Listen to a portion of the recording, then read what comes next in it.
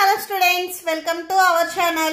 ఈ రోజు ఈ వీడియోలో మనం 10th class maths chapter 14 probability exercise 14.1 question number 3, 4, 5 and 6 గురించి నేర్చుకుంటున్నాం. మీకు ఈ ఎక్సర్సైజ్ లో ఉన్న all videos and before example and introduction video ఈ వీడియో లాస్ట్ లో మీకు ప్లేలిస్ట్ డిస్ప్లే అవుతుంది, చెక్ చేసుకోవచ్చు.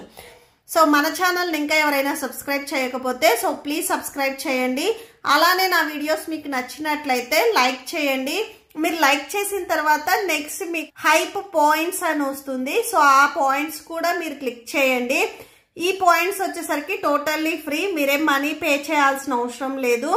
సో మీరు పాయింట్స్ క్లిక్ చేసినట్లయితే నా వీడియోస్ ఎక్కువ మందికి రీచ్ అవడానికి ఛాన్స్ ఉంటుంది. సో పాయింట్స్ కూడా ఇవ్వండి. నెక్స్ట్ క్వశ్చన్ నెంబర్ 3 చూడండి. Why is tossing a coin considered to be fair way of deciding which team should get the ball at the beginning of a football game? So football game లో ఎవరు start చేయాలి అనేది coin toss చేసుకొని decide చేస్తారు కదా. So అలా coin ఎందుకు toss చేస్తారు అనేది మనం ఆన్సర్ చేయాలి. సొల్యూషన్ చూడండి. When we toss a coin, the outcomes head and tail are equal likely.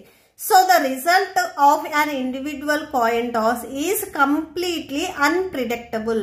So coin లో మనకి 2 sides ఉంటాయి, ఒకటి హెడ్ అండ్ ఇంకొకటి వచ్చేసరికి టైల్. ఈ రెండిటికి ఈక్వల్ ఛాన్స్ ఉంది కాబట్టి సో అంటే టీమ్స్ ఏ టీమ్ ఫస్ట్ ఆడాలి అనేది డిసైడ్ చేయడానికి సో కాయిన్ టాస్ ని యూజ్ చేస్తారు. నెక్స్ట్ క్వశ్చన్ నెంబర్ 4 చూడండి. Question number 4. Which of the following cannot be probability of an event? ఇక్కడ మీకు 4 బిట్స్ ఇచ్చారు, వీటిలో ఏది ప్రాబబిలిటీ కాదు అని అడుగుతున్నారు. సో ప్రాబబిలిటీ ఎప్పుడైనా కానీ మనకి 0 and 1 కి బిట్వీన్ లో ఉంటుంది, అంటే పాజిటివ్ వాల్యూస్ ఉంటాయి, నెగిటివ్ వాల్యూస్ ఉండవు.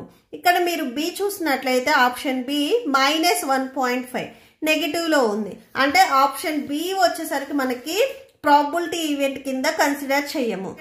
The probability of an event is always lies from 0 to 1. So 0 to 1 ఈ నెంబర్స్ అండ్ బిట్వీన్ నెంబర్స్ లోనే ఉంటుంది. So the probability of an event cannot be negative in any case. A case తీసుకున్నా కానీ negative అనేది ఉండదు. ఇక్కడ option B ఇచ్చారు కాబట్టి సో ఈ ఈవెంట్ కి మనం ప్రాబబిలిటీ రాయలేము. Next question number 5. So question number 5 చూడండి. If P of E equal to 0.05, what is the probability of not E? So not E కి ప్రాబబిలిటీ ఎంత ఉంటుంది అనేది మనం రాయాలి. ఓకే, సో ఒక పని జరగటానికి అండ్ ఆ పని జరగపోవటానికి రెండిటికి సేమ్ ఛాన్సెస్ ఉంటాయి కాబట్టి so P of E and P of not E equal to 1 అవుతుంది. ఇక్కడ మనకి P of E వాల్యూ ఇచ్చారు, దీని నుంచి మనము P of not E find out చేయాలి. So we know that P of E plus P of not E equal to 1. So మనకి P of E తెలుసు, so P of not E ని ఇక్కడే ఉంచేసుకొని P of E మనకు తెలుసు కదా. So ఇక్కడ ఇది ప్లస్ లో ఉంది, ట్రాన్స్పోజ్ చేసుకుంటే మైనస్ లోకి వచ్చేస్తుంది. That equal to 1 minus P of E value 0.05. 1 లో నుంచి మీరు 0.05 ని సబ్ట్రాక్షన్ చేయండి. ఇక్కడ నేను సబ్ట్రాక్షన్ రాస్తున్నాను చూడండి. 1 కి రైట్ సైడ్ లో మీకు వాల్యూస్ ఏం లేవు కాబట్టి పాయింట్ పెట్టుకొని రిమైనింగ్ వాల్యూస్ అన్ని మీరు 0 రాసుకోవచ్చు. Next minus 0.05. సో సబ్ట్రాక్షన్ చేయండి. సో సబ్ట్రాక్షన్ చేసినట్లయితే 0.95 వస్తుంది. So P of not E equal to 0.95. Okay, so that's it. Next question number 6 చూడండి. A bag contains lemon flavoured candies only. So ఒక bag లో only lemon flavoured candies మాత్రమే ఉన్నాయి. Malini takes out 1 candy without looking into the bag. What is the probability that she takes out?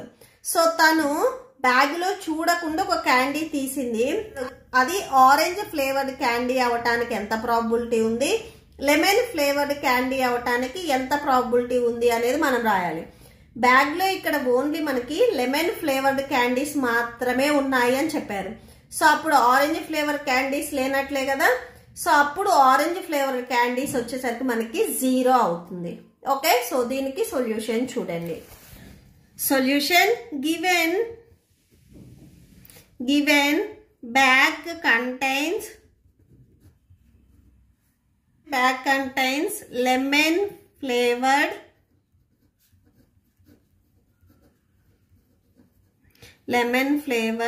candies only.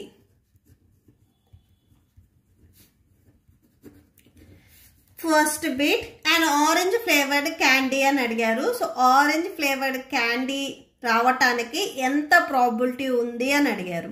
Okay, so ఇక్కడ మనకి first of all orange flavoured క్యాండీసే లేవు, only మనకి lemon flavoured అన్నారు కాబట్టి so orange flavoured candies వచ్చేసరికి మనకి 0 అవుతాయి. ఓకే, సో అది రాసేసుకోండి.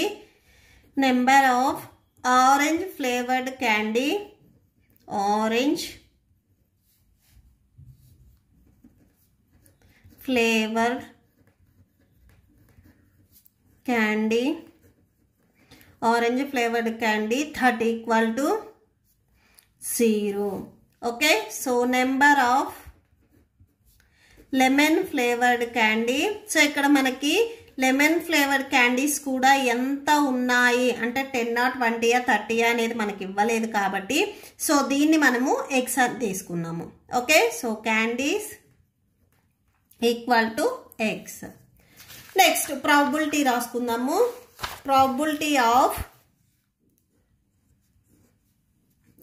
probability of orange equal to favorable outcomes by total outcomes.